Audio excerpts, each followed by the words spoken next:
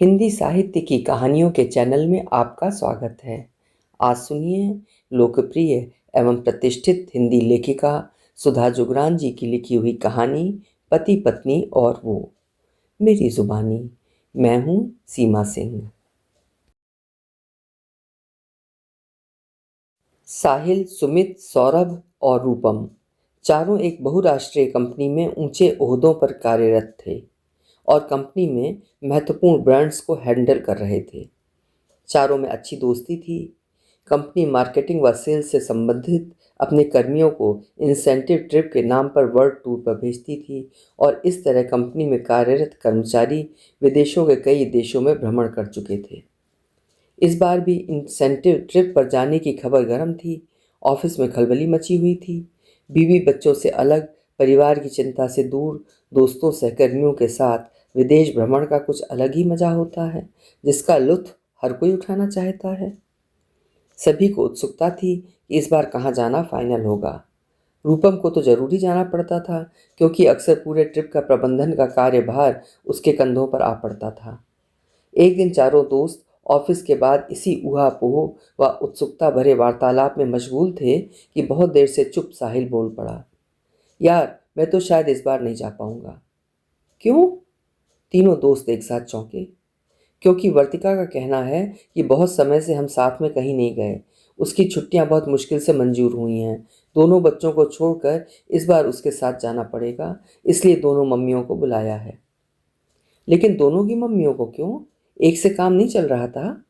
सुमित ठहाका मारते हुए बोला। अरे नहीं, उसने अपनी मम्मी को फ़ोन किया और मैंने अपनी मम्मी को, और दोनों आने को तैयार हो गईं। साहिल कुढ़कर बोला। मतलब कि दोनों की सास? एक की ही सास को झेलना मुश्किल हो जाता है। जिसकी सास आती है वही ऑफिस से देर से घर आता है। सौरभ भी ठहाका मारकर हंसता जा रहा था। हाँ यार, सही कह रहा है। और जिसकी मम्मी आती है वो अच्छे बच्चे की तरह टाइम से घर चला जाता है। रूपम भी वार्तालाप का आनंद लेता हुआ बोला। तुम तीनों मस्ती करना, थोड़ा थोड़ा मुझे भी याद कर लेना, मेरी नज़रों से भी नज़ारे देख लेना। साहिल लंबी आह भरते हुए बोला। साहिल के विवाह को 7 साल हो गए थे। शेष तीनों दोस्तों के विवाह को अभी 2 से 4 साल ही हुए थे। सब मस्ती के मूड में तो थे ही, पर पीछे छोड़कर जा रहे परिवारों की चिंता भी थी, इसलिए वे भी घर से किसी न किसी को बुलाने की सोच रहे थे। पहले ट्रिप फाइनल हो जाए, फिर मैं भी मम्मी को बुला लूँगा, रूपम बोला। अरे मम्मी को नहीं, सास को बुला, सास को, ताकि बीवी बिना बड़बड़ाए और ना नुकुर किए तुझे ट्रिप पर जाने दे। साहिल ने राह सुझाई। हाँ, कह तो सही रहा है। अपनी अपनी सास को बुला लेते हैं, बीवियाँ भी खुश और हम भी इत्मीनान से ट्रिप पर जा सकेंगे। सौरभ ने हाँ में हाँ मिलाते हुए कहा। हाँ, यही ठीक रहेगा। तीनों दोस्तों ने तय कर लिया कि आज ही ये खुशखबरी घर में सुनाकर अपनी अपनी सास को फ्लाइट टिकट बुक करवाकर पत्नियों को इम्प्रेस कर देंगे। घर पहुंचकर तीनों ने पहली खुशखबरी अपनी अपनी सास को बुलाने की सुनाई, दूसरी इंसेंटिव ट्रिप पर जाने की।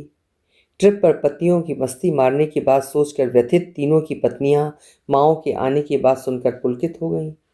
तीनों ने पत्नियों की अतिरिक्त खुशी का फायदा उठाया।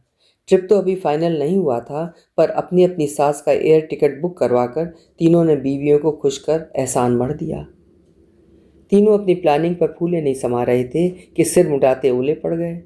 कंपनी ने मंदी के चलते कंपनी की आर्थिक हालत से निपटने हेतु कंपनी के खर्चों में कटौती के मद्देनज़र इंसेंटिव ट्रिप कैंसिल करने का निर्णय ले लिया। तीनों को जैसे सांप सूंघ गया। सासू माओं के टिकट तो नॉन रिफंडेबल थे, ऊपर से बीवियों को क्या कहकर उनके टिकट कैंसिल करवाते। तीनों दोस्त ऑफिस के बाद मिलकर साहिल को भला बुरा कह रहे थे, उसे लानतें भेज रहे थे, दिल की भड़ास निकाल रहे थे। तूने ही उकसाया हमें, ये प्लानिंग तेरी ही थी, मैं तो अपनी मम्मी को बुला रहा था, रूपम बोला। अरे मैंने क्या किया? मैंने थोड़ी न कहा था कि इतनी जल्दी बीवियों को खुश करने के लिए सासों के टिकट बुक करवा दो, अब बुक तो। साहिल दुष्टता से मुस्कुराया। मैं कम से कम बीवी के साथ ही सही विदेश तो घूमूंगा, पर तुम तीनों अपनी अपनी सास के साथ एंजॉय करो। तीनों उसे खा जाने वाली नज़रों से घूर रहे थे। पहली पीढ़ी तक बहुएं अपनी सासों से जितनी घबराती थीं, नई पीढ़ी के दामाद अपनी सासों से उससे ज़्यादा घबराते नजर आते हैं। मतलब कि पति पत्नी के बीच वो यानी सास हमेशा तनाव का कारण बनी रही, फिर सास चाहे किसी की भी हो। साहिल हंसता हुआ ये कहकर बाहर निकल गया कि ट्रिप पर जाने की तैयारी करनी है, तुम अपनी समस्या का कुछ हल सोचो, वरना एंजॉय विद योर सासू माँ। तीनों का मन कर रहा था कि जाते हुए साहिल को दबोच कर दिल की सारी कसक निकाल लें। अब रूपम ठुड्डी पर हाथ रखता हुआ बोला, ट्रिप तो मात्र 10 दिन का ही था, पर मेरी सासू माँ का ट्रिप तो 20 दिन का है। विदेश घूमने की खुशी में मैंने मंजूर कर लिया था। सोचा था आने के बाद पेंडिंग काम निपटाने का बहाना कर देर से घर जाकर बाकी के 10 दिन काट लूँगा। मेरी सास तो टीचर रह चुकी हैं, मुझे भी विद्यार्थी समझकर कई पाठ पढ़ाती रहती हैं। जिंदगी के प्रति उनके नज़रिए को समझते समझते मैं तो अपना नज़रिया भूल जाऊंगा। और मेरी सास बैंक से रिटायर्ड, हर वक्त पैसे बचाने की बात करेंगी और सैलरी के बारे में तो ऐसे पूछती हैं जैसे एक एक पैसे का हिसाब लगाकर रट्टा लगाना हो। सौरभ भी बड़बड़ाया, ये तो कुछ भी नहीं जो मेरी सास करती है। जब तक रहेंगी तब तक जताती रहेंगी कि मैंने पत्नी के रूप में उनकी लाडली सुयोग्य इकलौती फूल जैसी बेटी को पाया, जो उनकी संपत्ति की इकलौती वारिस है। उनका मुझ पर पूरा हक है और मेरा उनके प्रति फर्ज ही फर्ज, अपने माता पिता के प्रति हो न हो। सुमित ने भी दिल की भड़ास निकाली। तीनों दोस्त बढ़ चढ़कर अपनी अपनी सास की बुराई में मशगूल थे कि रात के 9 बज गए। मैं चला, रूपम हड़बड़ा कर उठता हुआ बोला, वरना मेरी बीवी मेरी सास की ही तो बेटी है, कहकर वो बाहर निकल गया। हमारी भी तो, कहकर सौरभ सुमित भी पीछे पीछे निकल गए। नियत दिन तीनों की सासू माएँ पहुँच गईं। रूपम की सास अध्यापिका के पद से रिटायर हुई थी, इसलिए उनकी बातचीत हमेशा उपदेशात्मक रहती थी। वे अपनी बेटी व रूपम को हमेशा नादान बच्चा ही समझती थीं। बेटी को तो आदत थी, पर रूपम जब तब झल्ला जाता। जब मेरे माँ बाप हमें कुछ नहीं बोलते तो तुम्हारी मम्मी क्यों हमेशा उपदेश देने के मूड में रहती हैं? ठीक से बोलो रूपम, वे तुम्हारी भी माँ हैं, हमारे भले के लिए ही बोलती हैं, इसमें बुरा मानने वाली कौन सी बात है? रिमी धीमी आवाज़ में समझाती। तो क्या इस बात पर भी समझाएंगी कि मुझे अपनी पत्नी के साथ कैसे बात करनी चाहिए? उसे टाइम देना चाहिए, उसके साथ घूमना चाहिए, काम में हाथ बटाना चाहिए, अब बच्चा पैदा कर लेना चाहिए। तुम्हें है कोई शिकायत मुझसे? अपनी शिकायतें हम खुद निपटा लेंगे। तुम इतनी छोटी छोटी बातों को दिल से क्यों लगाते हो? माँ ही तो हैं, बोल दिया तो क्या हुआ? तो फिर बार बार क्यों बोलती हैं? उनके पास बैठना ही मुश्किल है। तुम्हें तो तब पता चले जब मेरी माँ तुम्हें हर समय उपदेश देती रहें। जरा सा भी नहीं सुन पाती हो उनका बोला हुआ, और सही कहें या गलत तुम सुनो। उसकी आवाज़ ऊंची होने लगती। उधर सौरभ की सास बैंक से रिटायर्ड। सौरभ की पत्नी जिया उसे जब भी ठेल ठाल कर मम्मी जी के सामने बैठने को कहती तो वह अपना वही टॉपिक शुरू कर देती। बेटा प्राइवेट नौकरी है, ज़रा हाथ दबा कर खर्च किया करो तुम लोग। आज नहीं बचाओगे तो रिटायरमेंट के बाद क्या खाओगे? कई स्कीमों के बारे में बता सकती हूँ मैं तुम्हें, उनमें पैसा इन्वेस्ट करो। हमें तो कोई बताने वाला नहीं था, तुम्हें तो बताने वाली मैं हूँ। फालतू का खर्च करते हो। शीना तो नौकरी और छोटे बच्चे के साथ व्यस्त रहती है, पर तुम तो मेड के साथ मिलकर किचन संभाल सकते हो। कपड़े जूतों से अलमारी भरी है, फिर भी खरीदते रहते हो। ज़रूरतों को जितना बढ़ाओ बढ़ती हैं, और शौक़ जितने कम करो कम हो जाते हैं। सही कहती हैं मम्मी जी, ये सादा जीवन उच्च विचार वाला फ़लसफ़ा इस बार जिया को रटवा देना, कहकर सौरभ पतली गली से अपना बचाव करता हुआ बिना कारण बताए घर से बाहर निकल जाता और बेमतलब इधर उधर टाइम पास कर घर आ जाता। उसे 1 महीना बिताना पहाड़ जैसा लग रहा था। उधर सुमित भी अपनी सास से बचने के लिए ऑफिस से घर जाने में जानबूझकर देर करता और फटाफट खाना खाकर सो जाता। मगर खाना खाते खाते भी मम्मी जी अपनी बात कहने से बाज नहीं आती। कितना दुबला और थका हुआ लग रहा है बेटा, इतनी जान मारने की क्या ज़रूरत है? तुम लोग तो वहीं आ जाओ, जो भी नौकरी मिले वहीं कर लो। आखिर शानिका हमारी इकलौती बेटी है। तुम्हें तो गर्व होना चाहिए जो तुम्हें इतनी सुंदर सुघड़ और योग्य पत्नी मिली है, जो इतनी धन संपत्ति की अकेली वारिस भी है। फिर हमारे प्रति भी तो तुम्हारा कुछ फर्ज बनता है। सुमित का दिल करता है कि कहे, मम्मी जी ये सब पता होता तो शानिका के सलोने मुखड़े पर फिदा होने से पहले 10 बार सोचता, पर प्रत्यक्ष में कहता, मम्मी जी आपकी उम्र में इतनी देर भूखा रहना ठीक नहीं, आप जल्दी खाकर सो जाया कीजिए। कैसे सो जाऊं बेटा, तुमसे बात किए बिना दिल ही नहीं मानता। हमारे सब कुछ तुम ही तो हो, थोड़ा जल्दी आ जाया करो। सुनकर सुमित कुढ़ जाता। कहना चाहता कि आपकी बेटी तो मेरे माता पिता की कुछ भी नहीं बन पा रही, मैं कैसे बन जाऊं आपका सब कुछ। फिर कहता, ठीक है मम्मी जी, कल से जल्दी आने की कोशिश करूंगा। उधर साहिल बीवी के साथ विदेश भ्रमण पर था और बेहद रोमांटिक अंदाज के फ़ोटो फेसबुक पर अपलोड कर देता। कभी कुछ फ़ोटो व्हाट्सएप पर भी भेज देता। तीनों दोस्त अपना गुस्सा अपना मोबाइल पटक कर निकालते। साहिल तीनों को जला जला कर खुश होता। सुबह बड़ी प्यारी गुड मॉर्निंग भेजता और रात में हालचाल पूछना न भूलता। तीनों दोस्तों का दिल करता कि उसकी सासू माँ का भी टिकट कटाकर उसी के पास भेज दें। ऐसे ही वे किसी तरह दिन निकाल रहे थे। एक दिन तीनों समुद्र किनारे बैठे सासू पुराण में फिर व्यस्त थे और काफ़ी चर्चा के बाद अब थक कर गहन सोच में डूबे समुद्र की लहरें गिन रहे थे। अभी तो आधे ही दिन बीते हैं, मुझे तो घर और बीवी दोनों ही पराये लगने लगे हैं। रूपम खिन्न स्वर में बोला। यार, अब समझ में आ रहा है कि बहुएं अपनी सासों से क्यों भागा करती हैं। बेसिर पैर की बातें और बिन मौके के उपदेश भला किसे अच्छे लगते हैं। सौरभ ने विश्लेषण दिया। असल में हर पुरानी पीढ़ी अपनी नई पीढ़ी को नादान समझती है और अपनी समझ के अनुसार उपदेश देती रहती है, और हर नई पीढ़ी को लगता है पुरानी पीढ़ी को कोई समझ नहीं, वो क्या जाने नए ज़माने की बातें। आवाज़ सुनकर तीनों दोस्तों ने चौंक कर पीछे देखा तो साहिल खड़ा मुस्कुरा रहा था। अरे तू कब आया? मेरी ट्रिप तो 2 हफ्ते का ही था, सुबह ही पहुंचा हूँ। आज छुट्टी थी, मुझे पता था कि दोस्त लोग यहाँ पर गुप्त मंत्रणा कर रहे होंगे। अरे इसकी सोच यार, एक तरफ अपनी सास और दूसरी तरफ अपनी बीवी और बीवी की सास, खूब पिसेगा अब बाकी दिन बेचारा, सारी छुट्टियों की मस्ती निकल जाएगी। सुमित ठहाका लगाता हुआ बोला। मैं तुम्हारी तरह समस्याओं से पलायन नहीं करता, साहिल दार्शनिक अंदाज में बोला। जैसे समझदार व सहनशील बहू होती है, वैसे ही मैं समझदार व सहनशील अच्छा वाला दामाद हूँ।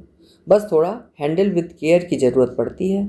आखिर माँ तो माँ ही होती है, फिर चाहे बीवी की हो या अपनी। साहिल रहस्यात्मक तरीके से मुस्कुराया। तीनों की कुछ समझ में नहीं आया। एक गुरु मंत्र है बेटा, अपनी सास को खुश कर लो, बीबी फ्री में खुश रहेगी और बोनस में अपनी सास को खुश रखेगी। हो गए ना एक तीर से 3 निशाने। वो कैसे? मतलब कि हम क्या करें? तीनों को साहिल के कहे में काफ़ी गहरा रहस्य दिखाई पड़ रहा था। साहिल ने तीनों के साथ सिर जोड़कर अपनी बात समझाई तो तीनों की समझ में आ गई। और तब भी बात ना बनी तो?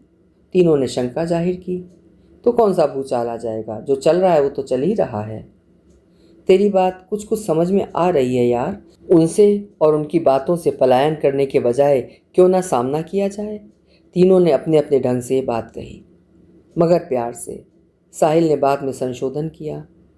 तीनों दोस्त एक दूसरे की गलबहियाँ करते घर की तरफ प्रस्थान कर गए। रूपम घर पहुंचा तो रास्ते में सासू माँ की पसंद की पेस्ट्री खरीद कर ले जाना नहीं भूला। जैसे ही अंदर घर पहुंचा, सासू माँ के दर्शन लॉबी में ही हो गए।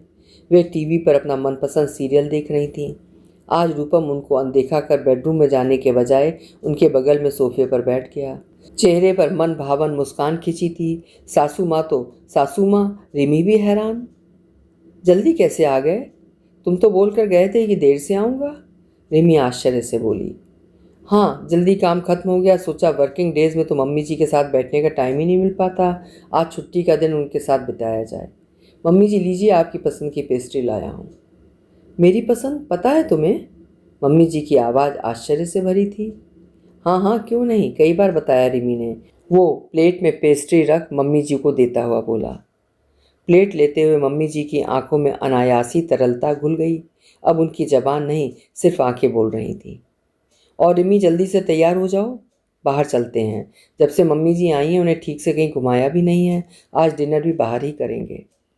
अरे नहीं बेटा, इसकी कोई ज़रूरत नहीं, आज छुट्टी का दिन, तुम्हें भी तो आराम की ज़रूरत है। पर रूपम ने जब मम्मी जी को ज़बरदस्ती तैयार होने भेज दिया, रिमी उसे घायल करने वाली मुस्कान से देख रही थी। सौरभ जब घर पहुंचा तो उसकी सासू माँ डाइनिंग टेबल पर बैठी मटर छील रही थी। आज सौरभ कुर्सी खींचकर उनके सामने बैठ गया। बैंक से रिटायर्ड सास के हर समय पैसे बचाने के तरीकों पर भाषण सुनने से बचते सौरभ को मस्त अंदाज में सामने बैठते देख सौरभ की सासू माँ प्रफुल्लित हो गईं। मम्मी जी, सोचता हूँ आज आपकी उन स्कीमों की जानकारी ले ही लूँ इत्मीनान से।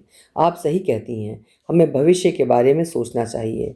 मुझे तो कुछ ठीक से याद रहता नहीं। आप जिया को इस बार ठीक से समझा दीजिए, फिर विचार करते हैं एक दिन बैठकर।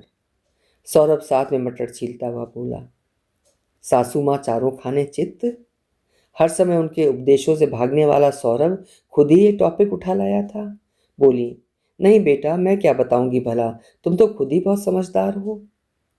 मुझ में इतनी समझ कहाँ मम्मी जी, इतना व्यस्त रहता हूँ कि किसी बात का ध्यान ही नहीं रहता। आप इस बार जिया को ठीक से समझा कर जाना सब कुछ। और खाने में क्या बना रही हैं आप? आज आपके बनाए मटर पनीर का तो जवाब नहीं। अपने जैसी कुकिंग जिया को भी सिखा दीजिए। आपके जैसी सुगढ़ता नहीं आपकी बेटी में। सौरभ मंद मंद मुस्कुराता हुआ बोला। मम्मी जी फूल कर कुप्पा हो गई और जिया झूठ मूठ के गुस्से वाली मीठी मुस्कुराहट से उसे निहार रही थी। सुमित घर पहुंचा तो माँ बेटी सिर जोड़े अपनी ही गुफ्तगू में व्यस्त थीं। पता नहीं क्या साजिश चल रही है मेरे खिलाफ, सुमित ने सोचा, पर प्रत्यक्ष में मुस्कुराहट बिखेर दी। अरे तुम कैसे जल्दी आ गए? शानिका उसे देख आश्चर्य से बोली। क्यों, क्या मैं जल्दी नहीं आ सकता? क्यों मम्मी जी? आखिर मम्मी जी के लिए भी तो मेरा कोई फर्ज बनता है। सोचता हूँ 2 दिन का प्रोग्राम आसपास का घूमने का बना लेते हैं, अच्छी आउटिंग हो जाएगी। क्या? शानिका आश्चर्यचकित रह गई। मम्मी जी अपरोक्ष व वो परोक्ष रूप से जानती थी कि मम्मी जी के नाम पर सुमित घर से दूर रहने की कोशिश करता है। हाँ हाँ, कितनी मुश्किल से आ पाती हैं मम्मी जी। मैं तब तक फ्रेश होकर आता हूँ तो मम्मी जी के साथ मिलकर डिसाइड करो कि कहाँ चलना है। कहकर उन्हें आश्चर्यचकित छोड़ सुमित बेडरूम की तरफ चला गया। तीनों दोस्तों ने अगले कुछ दिन समस्या से भागने के बजाय समस्या का सामना कर अपनी अपनी सासू माँ को खुश कर रुखसत किया। तीनों की बीवियां एकदम प्रसन्नचित्त थीं अपने अपने पति के बदले अंदाज पर, और उनकी प्रतिक्रिया कुछ इस प्रकार थी। बहुत दिनों से मम्मी जी नहीं आई हैं, आपको तो कुछ ध्यान ही नहीं रहता उनका। अब मैं ही बात करती हूँ उनसे किसी दिन। अरे, पर मम्मी जी तो अभी अभी रह कर गई हैं, अभी अभी कैसे आ जाएंगी? तीनों दोस्त अनजान भोले बनकर कह रहे थे। मैं आपकी सास की नहीं, अपनी सास की बात कर रही थी। कहते हुए उनकी बीवियों ने समस्त चाशनी अपने स्वरों में उड़ेल दी थी। सुनकर अगले दिन तीनों दोस्त फूलों का गुलदस्ता लेकर साहिल से मिलने चले गए। मान गए, अब जब भी पति पत्नी के बीच किसी की भी सास वो के रूप में फंसेगी, तब तुम्हारे ही बताए नक्शे कदम पर चलेंगे। तीनों एक साथ बोल पड़े। तीनों सिर झुकाए साहिल के सामने खड़े थे और वो हाथ बढ़ाकर उन्हें आशीर्वाद दे रहा था। अभी आप सुन रहे थे सुधा जुगरान जी की लिखी हुई एक बहुत ही मनोरंजक लेकिन बहुत कुछ सिखा जाने वाली कहानी, पति पत्नी और वो। आशा है कहानी आपको भी ज़रूर पसंद आई होगी। पसंद आई हो तो लाइक ज़रूर करिएगा और चैनल को भी सब्सक्राइब करना नहीं भूलिएगा, क्योंकि इस चैनल पर हिंदी साहित्य की अनमोल कहानियों का खजाना भरा पड़ा है और प्रतिदिन भी आपको हर पीढ़ी के लेखकों की कोई ना कोई कहानी सुनने को मिलती रहेगी। आशा है आप मेरी बात पर ध्यान जरूर देंगे। कल फिर मिलेंगे। आपका समय शुभ हो।